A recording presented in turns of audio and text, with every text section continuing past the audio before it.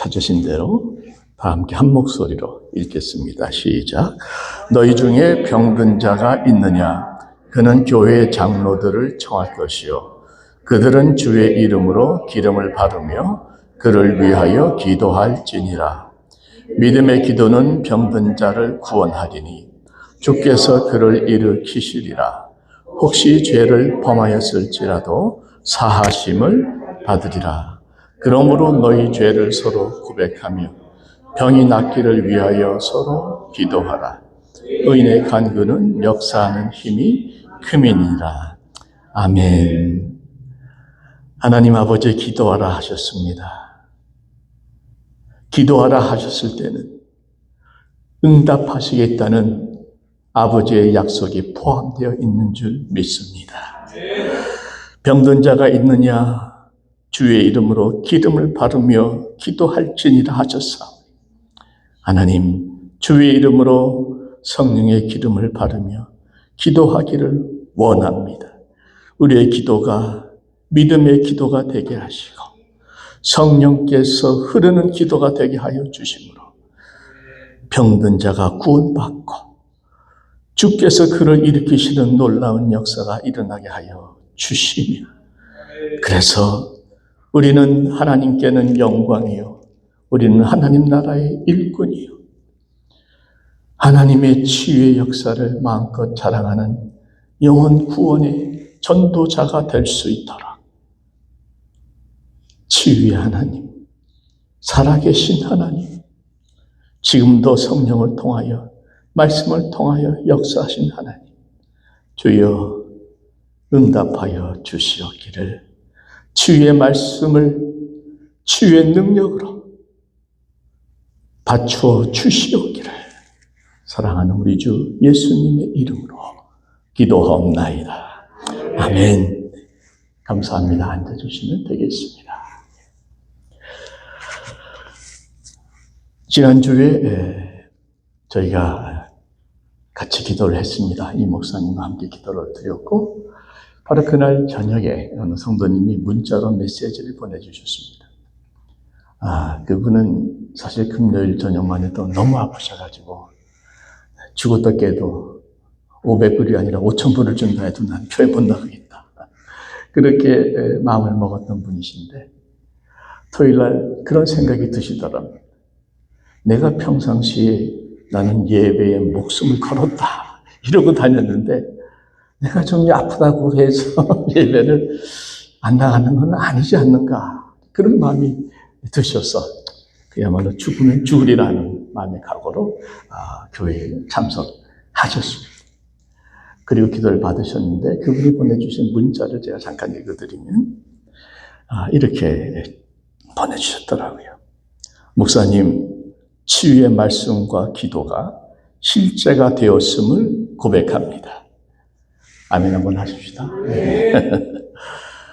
목사님들께서 저희 왼쪽 어깨에 손을 얹고 기도하실 때 얼마나 뜨겁게 느껴지던지요. 분명 주님께서 역사하신 것으로 믿고 감사드립니다. 그리고 다음날 아침에 말씀 묵상 기도 아주 건강한 모습으로 나타나셨습니다. 여러분, 치유의 말씀을 선포하면 치유의 역사가 함께 따라오는 줄 저는 믿습니다. 아직 별 차이가 없다, 아직 느껴지지 않는다, 충분히 그럴 수 있습니다만 저는 믿는 것이 치유의 역사는 이미 시작이 되었다. 그리고 앞으로 한 2주 정도 더 갈 겁니다. 저도 이번엔 치유에 대해서 지난주 말씀드렸지만 사실 어려운 문제거든요. 왜냐하면 다 치유받는 건 아닌데 또 치유받는 분들 분명히 많이 계시거든요. 깊이 파고들려고 해요. 그래서 여러분, 저는 이 3월은 치유해달라. 여러분들께서 다 영육간에 회복이 일어나는 역사가 있기를 간절히 바라면서 오늘 말씀을 시작을 하겠습니다. 지난주에 치유를 경험하기 위해서는 4가지 기둥 같은 기도가 필요하다 하는 말씀을 드렸습니다. 4가지 기둥 같은 기도. 첫째가 함께 기도하라. 왜 함께 기도하는가? 우리는 한 몸의 같은 지체이기에 한 지체가 아프면 다른 지체도 같이 아프기 때문에 같이 기도하는 것이고, 무엇보다도 이 긍휼과 사랑의 마음이 치유게 되면 굉장히 중요합니다. 주님께서도 불쌍히 여기시사 그를 고치셨다고 그랬거든요. 서로가 서로를 위해서, 내가 아플 때가 있고 권사님 아플 때가 있잖아요.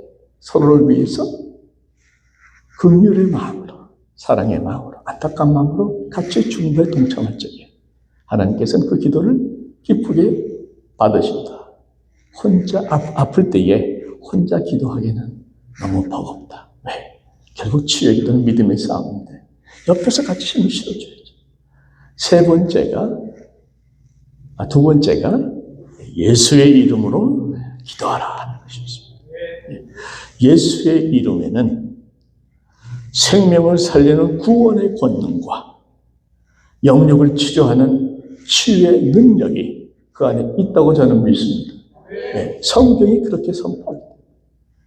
나의 주 되시는 하나님의 아들 나사렛 예수 그리스도의 이름으로 일어나 걸으라 명령했을 때 그 역사가 일어났던 것처럼 지금도 예수의 이름으로 선포하고 믿고 명할 때에 질병 권세는 떠나갈 줄 믿습니다. 세 번째가 성령으로 기도하라. 이 오늘 말씀의 주제고, 다음 주는 믿음으로 기도하라. 이것이 다음 주의 주제가 되겠습니다. 자, 성령으로 기도하라. 어떻게 하는 게 성령으로 기도하는 것인가? 오늘 말씀에 보면은 장로들은 주의 이름으로 기름을 바르며 그를 위하여 기도할지니라 말씀했습니다. 여기에 기름을 바른다. 이것이 성령과 연결이 되는 것이에요. 자, 기름을 바른다는 의미는 정확하게 무엇인가? 두 가지 의미가 있습니다. 첫째는 실제로 기름을 약으로 바르는 거예요. 여러분, 고대 이 의학 서적에도 그 기록이 나옵니다. 여러분, 히포크라테스 아시죠? 의학의 아버지인 히포크라테스. 그분의 전통 의학에 의하면 올리브 기름은 피부 질환, 또 피부 상처, 심지어 소화 장애까지 약 60가지가 넘는 질병에 이게 쓰였다. 치료하기 위해서. 실제로. 여러분, 시간상 많은 얘기는 안 드리겠습니다. 성경에도 나옵니다. 선한 사마리아인을 지나가던 그 사람이 구했잖아요. 이방인이 구했지 않습니까? 구했는데 그를 데리고 가서 치료할 적에 포도주와 기름을 부었다는 말이 나옵니다. 그것은 실제로 그 당시에 많이 사용했던 응급처치 방법이라는 거예요. 그래서 유대교의 경전 중에 하나가 미슈나라는 게 있는데 그 책에 보면 기름과 포도주를 공식적인 치유로, 상처 치유로 쓰라고 그렇게 나와 있답니다.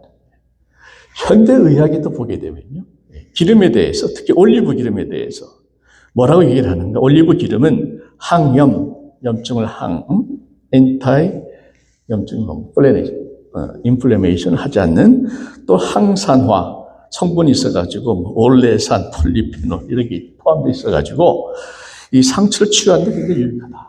이렇게 얘기를 합니다.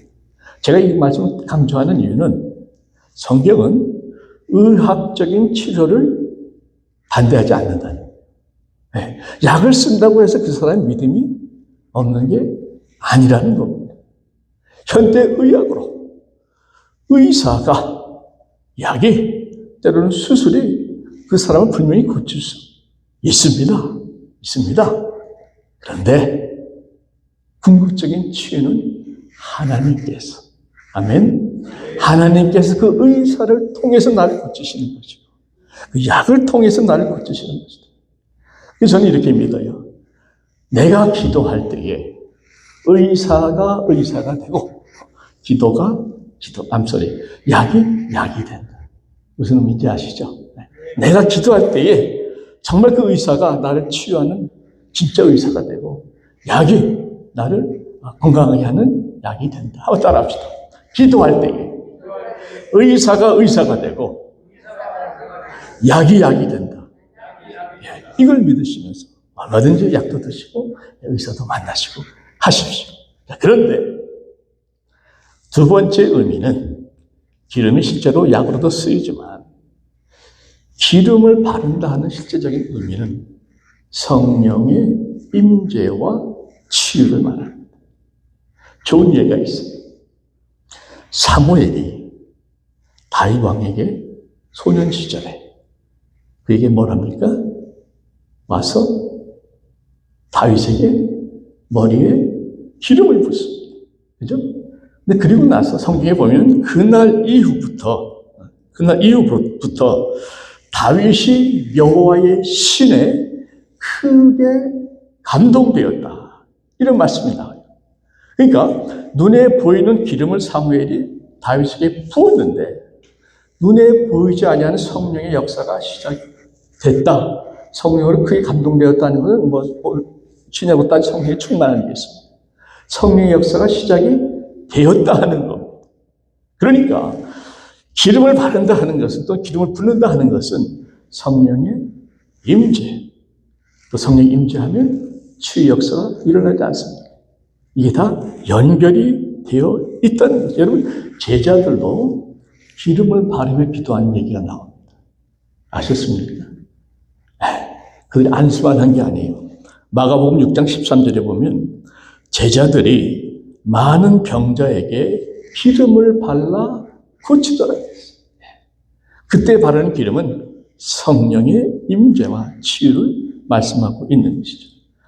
그래서 저는 말씀 그대로 믿고 말씀 그대로 순종하는 목사이기 때문에 오늘 기름병을 가지고 왔습니다. 여러분께 발라드리려고 기름병을 가지고 왔는데 한 권사님이 또 가져오셨더라고요. 그래서 제가 2병을 다 발라드릴 테니까. 그래요. 감사합니다. 기름 바르면서 기도할 때에 주님, 이 상처 위에 기름이 발라지다. 성령께서 이 상처를 싸매주시고, 아멘. 만져주시고 치유하여 주시옵소서 하고 우리가 기도하고 기도를 받는 것이죠. 자, 그러면 구체적으로 어떻게 기도하는 것이 성령이 역사할 수 있도록 기도하는 것인가? 세 가지를 간단히 정리해 드리면, 첫째로 치유보다 치유하시는 성령님을 먼저 구하라 하는 것입니다. 치유의 능력을 경험하려면 치유 자체에 집착하는 것보다 치유 역사를 이루시는 성령님에게 초점을 맞추시라는 거예요. 무슨 말씀인가? 우리가 성령님을 더 가까이 하고, 먼저 제가 성령 시리즈로 드리고 싶은 말씀이 많습니다만은, 성령님을 더 깊이 알고 성령님과 더 친밀하고 교통하다 보면, 성령님을 붙잡으면 치유는 자연스럽게 결과로 따라오는 줄 믿으시기 바랍니다. 이게 중요해요. 여러분, 우리 하나님 만복의 근원이신 하나님이세요. 그러나 우리가 붙잡는 것은 만복의 근원이신 하나님입니다. 그 하나님을 사모하고 그 하나님을 사랑하고 그 하나님께 순종하고 하나님께 기도할 때에 만복은 따라오는 줄 믿습니다. 만복을 따라가는 것이 아니라 하나님을 따라갈 때 복이 따라오는 것이죠. 마찬가지로 치유하시는 성령님을 붙잡을 때에 가까이 하고 그분과 교통하고 늘 그분과 사랑을 나누며 동행할 때에 치유의 역사는 결과로, 열매로 따라온다 하는 것을 기억하시면서 늘 우리는 성령님과 교통하는 영적 훈련이 필요합니다. 성령님과 가까이 지내는 것 너무너무 은혜롭고 좋습니다. 이게 영성 훈련이에요. 영성 훈련 여러 가지가 있겠습니다만 두 가지만 잠깐 말씀드리면, 성령님과 정말 깊이 교통하기 위해서는 첫째는 뭐니 해도 말씀 묵상입니다. 성령님은 말씀을 통해서 우리가 교제하는 것을 굉장히 기뻐하세요. 우리 성령님 말씀을 통해서 말씀하시는 줄 믿습니다. 말씀 묵상하다가 어느 단계 들어가면요, 성령님의 마음이 느껴집니다. 주님의 마음일 수도 있고 성령님의 마음일 수도 있고, 이전에 전혀 느끼지 못했던 가슴에 무언가 와닿는, 뭐랄까요, 좀 뜨거운 무언가가 뭉클할 때가 많아요. 성령님의 마음이 이러셨겠다. 그 성령님의 마음과 나의 마음이 교통하는 것이죠. 성령님을 이해하게 되는 것이고 성령님과 더 친밀하게 되는 것이고 성령님도 내가 그 마음에 같이 동참하는 것을 굉장히 기뻐하시고 점점 많은 것을 보여주시고 깨닫게 해주시고 성령님은 말씀을 통해서 말씀하신다. 말씀을 통해서 우리가 교제하기 원하신다. 말씀 묵상이 렉시오 DB는 첫째라면 침묵 기도도 있습니다. 침묵 기도 우리가 아침마다 우리가 모일 때 하거든요. 침묵 기도는 다 내려놓고 온전히 주님에게만 집중하는. 그래서 뭘 달라 간구하는 기도가 아니고 오로지 예수님께만 집중하는 내 마음을 비우고 마치 어린 아이가 젖된 아기가 엄마의 품에 안겨서 새록새록 잠이 들듯 안식하듯 주님의 품에 안기는 주님의 얼굴을 바라보는 주님과 나만 단둘이 깊이 교제하는 시간이 침묵 기도 시간입니다. 그 침묵 기도 시간에 종종 성령님께서 만지시는 것을 느낄 때가 있습니다. 성령님이 내 영혼을 만지실 때, 내 육신을 만지실 때, 그때부터 이미 치유는 시작되는 줄로 믿습니다. 그래서 여러분, 말씀 묵상과 침묵 기도 굉장히 소중하게 여기시고 늘 그 시간을 통해 성령님과 교통하는 성령의 음성을 들으시고 성령님의 마음을 느끼시고 성령님과 함께 하루하루를 통행하는 귀한 시간들이 이어져 갈 때 성령께서 정말 여러분들이 그분의 도움을 필요할 때 가만 계시겠냐 말이죠. 그래서 여러분 모든 치유는 성령께서 임하실 때의 시작이 됩니다. 치유의 정의를 제가 내려드릴게요. 어려운 거 아니에요. 신비스럽긴 하지만 복잡한 건 아니에요. 성령님께서 임하셔서 하나님의 말씀의 권능으로 우리를 만지시는 게 치유입니다. 두 가지. 성령의 임재와 말씀의 권능이. 성령께서 반드시 임하셔야 되는데 우리가 할 일은 무엇인가? 늘 그 성령님과 평상시에 교통하고 교제하고 친밀한 아름다운 사랑의 관계를 유지하는 것이죠. 내 몸이 아프고 급한 일이 터졌을 때 그때 급하게 성령님을 찾는 게 아니라 안 찾는 것보다는 낫겠지만 급하고 아쉬울 때만 찾는 것이 아니라 늘 성령님과 사랑하며 교제하며 동행할 때에 그럴 때에 정작 우리가 성령님의 능력이 필요할 때 성령님께서 침묵하시겠는가 하는 겁니다. 여러분 그게 깊은 교제가 있는 분들은요 특별히 믿습니다 할 필요가 없어요. 그냥 자연스럽게 믿어지는 겁니다.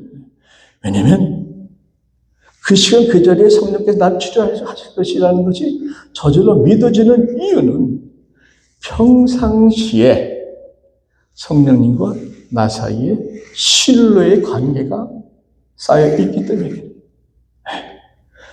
나는 그 사람을 믿어 하면 그 사람이 나에게 무언가 도움을 요청할 적에 목숨 걸고 내가 나서지요. 신뢰의 관계가 형성이 되어 있는 겁니다. 여러분, 우리 성령님은 결코 우리의 신뢰를 저버리지 않는 분인 줄 믿습니다. 우리의 믿음대로 역사합니다. 늘 성령님과 동행하는 사람에게 성령께서 가장 듣고 힘든 순간에 그 자리에 임해 주신다는 것을 확실하게 믿기에 치유를 구하는 것보다 치유하시는 성령님을 먼저 구하라는 말씀을 드리고 두 번째는 성령님의 역사를 막는 죄를 회개하라. 제가 아까 좀 기도할 적에 말씀을 드렸습니다마는 16절에 나옵니다. 그러므로 너희 죄를 서로 고백하며 병이 낫기를 위하여 서로 기도하라 그랬어요. 자, 기도가 먼저입니까? 죄를 고백하는 게 먼저입니까? 죄를 서로 고백한 후에 서로 병 낫기를 위해서 또 기도하라는 말씀이잖아요. 그래서 성령님의 치유 역사를 막는 결정적인 것이 성령님의 마음을 아프게 하고 근심하게 하고 심지어 성령의 역사를 소멸케 하는 죄입니다. 여러분, 각자의 죄는 여러분들도 다 잘 아시겠습니다만, 많은 분들이 힘들어하는 게 무엇인가 하면 마음속에 있는 쓴뿌리들이 많아요. 이게 해결이 돼요.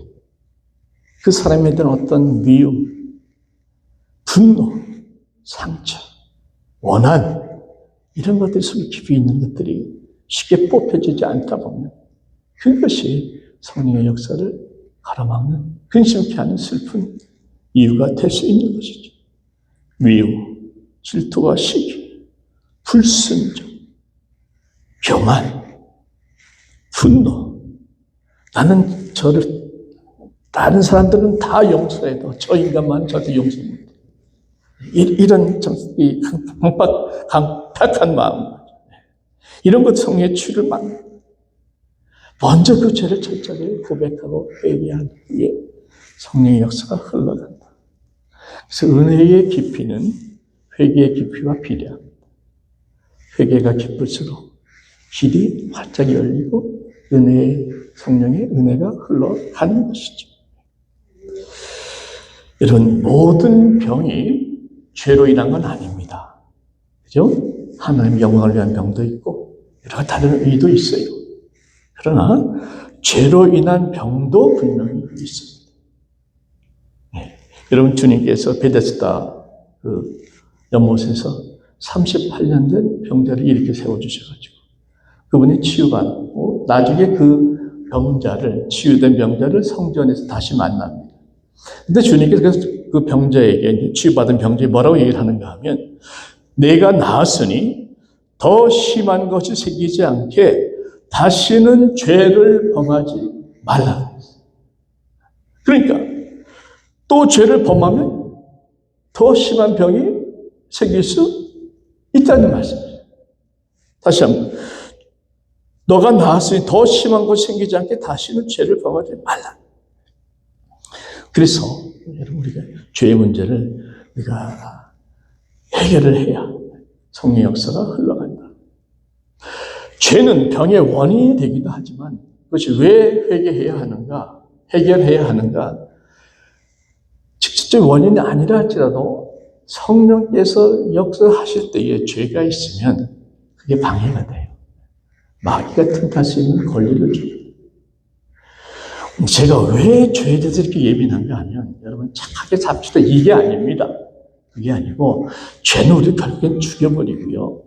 죄가 있으면 마귀가 틈타는 길을 열어놓기 때문에 그래요. 성령이 막 역사하시려고 하는데, 그 죄가 그 안에 있으면 마귀가 그걸 틈타가지고 성령 역사를 방해하는 영적 싸움이 치열하게 벌어집니다. 근데 죄를 철저히 회개해버리면 마귀가 틈탈 길이 없는 것이죠. 그래서 철저한 회개가 얼마나 소중한지 모르겠습니다.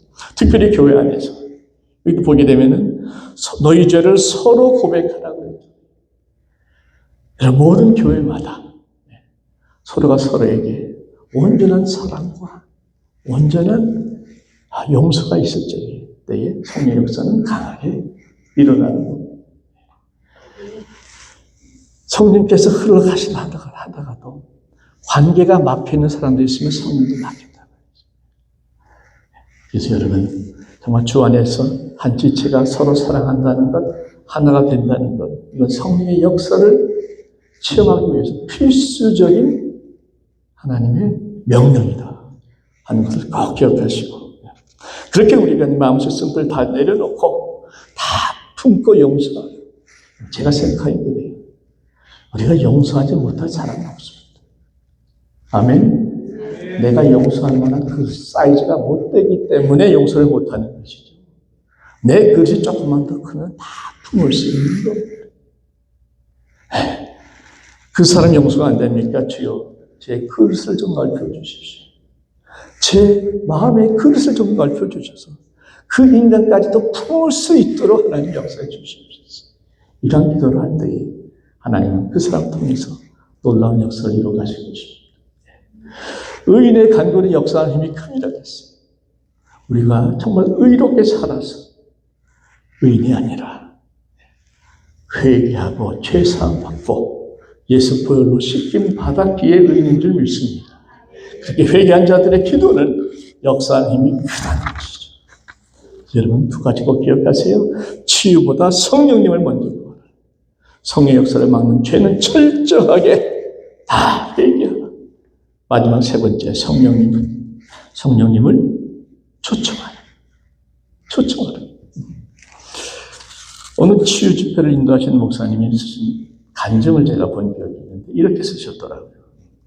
그분이 참 열심히 기도도 하시고 금식도 하시고 사역을 위해서 많이 애를 쓰셨는데 참 사역의 어떤 열매가 생각보다 별로 많지가 않았답니다. 사역 초기에. 근데 그분이 그 깨달은 게 있어가지고 이렇게 쓰셨습니다. 나는 어느 순간 내가 어디에서 잘못됐는지 깨달았습니다. 나는 먼저 하나님께 예배하지 않고 곧바로 치유를 위해 기도했습니다. 그것은 성령님의 역사를 너무나 당연하게 여겼던 경솔한 태도였습니다. 무슨 말인가? 성령께서 충만 임하시면 치유 역사는 잘 일어나는데 그 과정을 거치지 않고 바로 기도로 들어가니까 역사를 별로 경험하지 못했다 하는 말씀이 되는 것이죠. 치유 집회에서 가장 중요한 것은 그 자리에 성령께서 충만히 임하시는 것입니다. 그때로는 우리가 기다릴 필요도 있고. 제가 아는 한 의사 한 분이 계신데 저랑 같이 단기 선교를 갔다 왔죠. 이분이 큰 은혜를 받았습니다. 선교지에서 집회를 하는데 선교지는 성령 역사가 강합니다. 그래서 정말 많이 받았어요. 성령이 막 역사가 막 강하게 일어나고. 그러고 나서 이분이 이제 침을 놓는데 막 침을 놓을 때마다 거의 불치병 같은 분들도 막 일어나시고 막 치유가 되는 이분이 너무너무 힘이 납니다. 목사님한테 막 신나가지고 그렇지 그분이 LA 돌아가셔가지고 너무 이제 흥분이 돼서 막 그냥 기대하는 마음 침을 놨는데 이건 전혀 다른 날 환자도 별로 안 나는 것 같아요. 이분이 굉장히 당황하면서 실망을 했는데 제가 깨달은 게 그겁니다. 그분이 힘이 능력이 있어서가 아니고 성령께서 그 자리에 충만하게 임하시니까 성령께서 그분을 쓰신 겁니다. 아멘입니까? 우리의 기도가 뜨겁기 때문에 성령이 역사하는 것이라기보다 우리의 믿음이 좋아서 성령께서 역사하신다기보다 그것도 필요하긴 하겠지만 가장 핵심적인 열쇠는 성령께서 그 자리에 임재하시고 충만히 거하시는다. 성령이 임하시면 열매는 맺혀지게 돼 있다. 그래서 여러분 우리 치유 기도 전에 성령님을 충만히 임하도록 초청을 해야 돼요. 어떤 분은 그런 말씀을 하실 수 있어요. 성령님 우리 입 안에 계시지 않습니까? 그죠? 우리가 하나님의 성령의 전이죠. 근데 뭘 또 초청을 합니까? 그 말씀이 아주 틀린 말씀은 아닌데 다 아는 말씀은 아닌 것이 우리 성령님이 여기 안 계시기 때문에 초청하는 게 아닙니다. 이미 우리 안에는 계시지만 성령님의 특별한 역사, 성령님의 특별한 능력, 성령님의 특별한 기름 부음을 위해서 특별히 기도하는 것이죠. 성경적으로 사도행전 2장에 보면 오순절날 성령께서 임하셔서 모인 무리 가운데 다 아시죠? 불의 모양같이 임하셨어요. 불의 혀같이 임하셔가지고 다 성령을 받았습니다. 이미 받았는데 그 안에 성령님이 계신데 사도행전 4장에 보면 사도들이 다시 기도하는 장면이 나옵니다. 같이 모여서 간절히 기도할 때에 그때 그 자리가 진동하면서 성령의 충만함을 다 받았다는 이야기 말씀이 또 나옵니다. 성령을 받았지만 또 뜨겁게 기도하니까 또 다른 성령의 충만과 역사가 일어나고 막 천지가 흔들리는 역사가 일어났다는 거죠. 그래서 성령 충만은 계속해서 받는 것이고 성령이 내 안에 거한다 할지라도 그 자리에 특별히 임하는 성령의 능력을 위해서 기도하는 것은 지극히 성경적인 줄 믿으시기 바랍니다. 자, 그러면 성령을 어떻게 초청하는가 두 가지를 말씀드립니다. 하나는 찬양입니다. 여러분 시편 23편에 22편 3장에 보시면 3절에 보시면 이런 말씀이 있어요. 주께서는 이스라엘의 찬송 중에 거하시는 이시니이다. 이스라엘의 찬송 중에 거하시는 분이 주님이다 말씀하셨는데, 여기에서 히브리 원문은요 이렇게 얘기를 합니다. 우리 하나님은 우리의 찬양 위에 좌정하시는 분. 우리가 찬양을 진심으로 전심으로 올려드릴 때 그 찬양 위에 우리 하나님이 좌정하신다. 충만히 임재하신다. 그래서 여러분, 우리가 하나님께 찬양할 때 우리 하나님을 높여드리잖아요. 성령님은 하나님 높이는 걸 굉장히 기뻐하세요. 예수님이 영광 돌려 굉장히 기뻐하세요. 그래서 그 자리에 충만히 임하는 겁니다. 바울과 실라가 감옥에서 한밤중에 하나님께 찬양할 때 사슬이 풀리고 감옥문이 열렸잖아요. 찬양 가운데 임하시는 성령님의 임재가 분명히 있다는 것이죠. 또 하나는 성령님이 언제 임하시는가? 사도행전 1장 8절에 보시면 오직 성령이 너에게 임하시면 너희가 권능을 받고 나의 증인이 되리라 말씀하셨어요. 자, 성령이 임하시면 우리가 권능을 받고 땅끝까지 주님의 증인이 되는 것이죠. 자, 그러면 성령이 임하셔서 권능을 받는 그 이유, 그 목적은 뭡니까? 우리가 예수의 증인이 돼서 생명 살리는 그 역할을 감당하는 겁니다. 아멘입니까? 결론의 핵심 뭐예요? 예수의 증인, 생명을 살리는 역사가 일어나는 것이 목적이고 이유라면은 성령께서는 언제 강력하게 임하는가? 우리의 모든 초점이 영혼 구원에 있습니다. 우리의 모든 기도가 생명 살리는 데에 있을 때 성령님은 더욱 강력하게 임하시는 줄 믿습니다. 성령 강림의 이유가 우리를 증인으로 세우기 위한 건 아닙니다. 그래서 여러분, 제가 이런 질문 하나 드리고 마무리할게요. 나는 왜 치유받기를 원하는가? 사실 내가 치유를 받는다 할지라도 다시 또 아플 거 아니? 또 계속 늙다 보면 어쨌든 결국에는 아파서 죽을 거 아니? 근데 내가 왜 꼭 지금 치유를 받기를 그렇게 원하는가? 여러분, 치유 받으셔야 됩니다. 분명한 이유가 있어요. 첫째, 여러분의 치유받음을 통해서 하나님이 영광 받으실 줄 믿습니다. 둘째, 여러분들이 치유를 경험하면 하나님의 능력, 하나님의 나라의 실제를 경험함으로 여러분들의 믿음이 확 업그레이드 되면서 하나님 나라의 귀한 일꾼들이 될 줄로 믿습니다. 하나님을 경험한 사람과 하나님 대해서 그저 막연히 들은 사람하고는 믿음의 차이가 다릅니다. 헌신의 차이가 다릅니다. 셋째, 내 치유의 간증을 통해서 내가 예수님께서 날 이렇게 사랑하시고 날 이렇게 나에게 역사하셨다는 것을 예수님 자랑, 이게 전도입니다. 이렇게 자랑하며 다님을 통해서 그것이 복음이 돼서 다른 사람들이 우리의 전도의 열매를 맺을 수 있는 것이죠. 여러분, 저는 참 우리 김인환 권사님 앉아 계셔서 참 죄송하게 하면 제가 참 존경하고 사랑하는 것이 그게 바로 권사님의 마음이죠. 권사님 분명히 치유를 경험하신 확실한 분 아닙니까? 그러니까 내가 지금 몸이 좀 불편하더라도 조금 힘들더라도 이 감수하더라도 나는 기꺼이 하나님의 역사를 간증하고 자랑함을 통해서 한 명의 영혼이라도 하나님을 만날 수 있는 기회가 될 수만 있다면 나는 그 자리에 힘들더라도 끝까지 가겠다.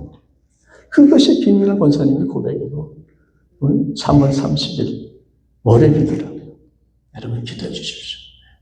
우리 권사님 굳건히 붙잡아 주셔서 정말 그 자리에 성령께서 역사하셔서 많은 분들이 하나님을 만나고 또 치유 역사가 우리 권사님 더 강건해진 역사로 돌아올 수 있도록 김민환 권사님 기도해 주시기 바랍니다. 그 마음이거든요. 나를 치유하신 하나님을 통해서 내가 예수님을 자랑하고 생명을 구하는 일에 쓰임받기를 원한다는 이것이 우리가 치유받아야 되는 이유라 말씀을 합니다. 어느 성도께서 말씀 묵상 나눔에 올려주신 글을 제가 전하고 마칩니다. 예수 십자가 피공로를 믿어 구원받고 매일 감사와 기쁨 속에서 천국 소망을 품고 살아가는 내가 내 여생 동안 최선을 다해 감당해야 할 일은 여호와 하나님을 자랑하는 일이다. 내가 날 위해 죽으신 나의 주님께 해드릴 수 있는 가장 훌륭한 보답은 예수님의 십자가 죽음이 단 한 영혼에게라도 더 생명을 살리는 효과를 발휘하게 해드리는 바로 그 일이 아니겠는가. 이분은 그래서 나머지 인생은 내가 하나님께 보답하는 최고의 길은 단 한 명의 영혼이라도 살리는 복음 전파에 생각하기 원하는 것입니다. 그 복음 전파의 핵심 중에 하나는 내가 경험한 하나님을 나누는 거거든요. 여러분들이 치유를 경험함으로 여러분들이 건강해지는 것도 물론 중요하죠. 그 치유로 인해서 하나님의 영광 받으시고 하나님의 나라가 확장되고 한 명의 생명이라도 구원받을 수 있다면 그 치유야말로 진짜 하나님께서 기뻐하시는 아름다운 치유일 줄 믿습니다. 여러분 그렇게 기도하십시오. 내 치유하심을 통해서 하나님 영광 거두어 주시옵소서.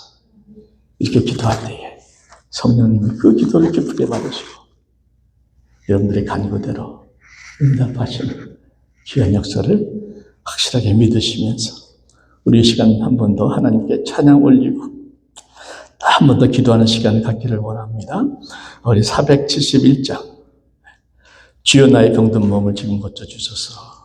우리 기도하시면서 찬양 중에 혹시 생각나는 죄가 있으시면 성령의 역사를 막지 않도록 여러분 함께 회개하면서 기도하시면 좋겠습니다. 제 생각에는 앉으셔도 괜찮아요. 기도를 할 거니까 앉으셔도 괜찮아요. 앉으시고요. 찬양할 때에 제가 카톡방에 올려드리겠습니다. 예수님도 2번 기도하셨어요. 그러니까 우린 치유가 전 시작됐다고 믿고 진행되고 믿기 때문에 여러분 계속해서 기도해 드릴 테니까 계속 기도 받으세요.